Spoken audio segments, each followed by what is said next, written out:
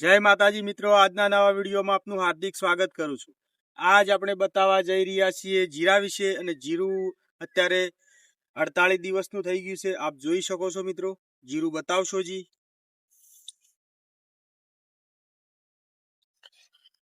અત્યારે જીરાનો સમય ફ્લાવરિંગનો ચાલુ થઈ ગયો છે, આપ જોઈ શકો છો।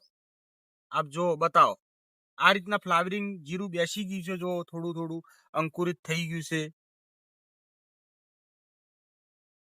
દાણો તૈયાર થઈ રહ્યો છે।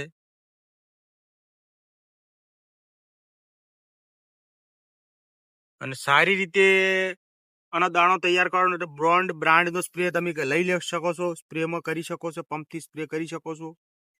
અને પંપથી સ્પ્રે કરવાથી દાણો એકદમ મજબૂત બની જશે અને ભરાવદાર રહેશે, અને છોડ પણ તંદુરસ્ત રહે, અને એની સલ્ફરની ઉણપ પૂરી કરશે, અને નાઇટ્રોજન જે શક્તિ છે એ પણ પૂરી કરતી હોય છે, એટલે છોડ મજબૂત હશે, જીરું પણ સારું પાકતું હોય છે। આ સ્પ્રે લઈ શકીએ છીએ। વોટર સોલ્યુબલ ખાતર આવે છે, એટલે આપણે ઉપયોગ કરી શકીએ, બટાકામાં કરી શકીએ, ઘઉંમાં કરી શકીએ, કોઈ પણ પાકમાં ઉપયોગ કરી શકીએ છીએ। એટલે આપણે જીરામાં પણ ઉપયોગ કરશું, અને જીરામાં કેવું રિઝલ્ટ મળે આગળ પણ આપણે સ્પ્રે કરેલ છે, અને અત્યારે પણ સ્પ્રે કરશું।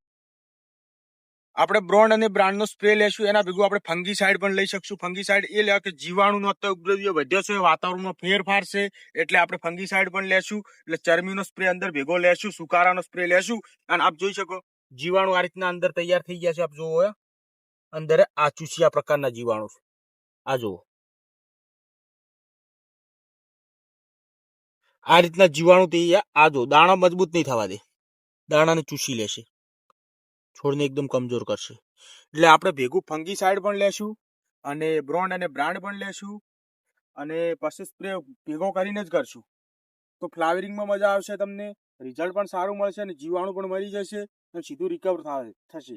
એટલે અત્યારે આપણે જેમ બને એમ ઝડપી આ વસ્તુ ઉપર ઉતરશું અને કામકાજ ચાલુ કરશું। એટલે આજે જ આપણે સ્પ્રેનું નક્કી કરીશું, અને આજે સ્પ્રે લેશું। જય માતાજી।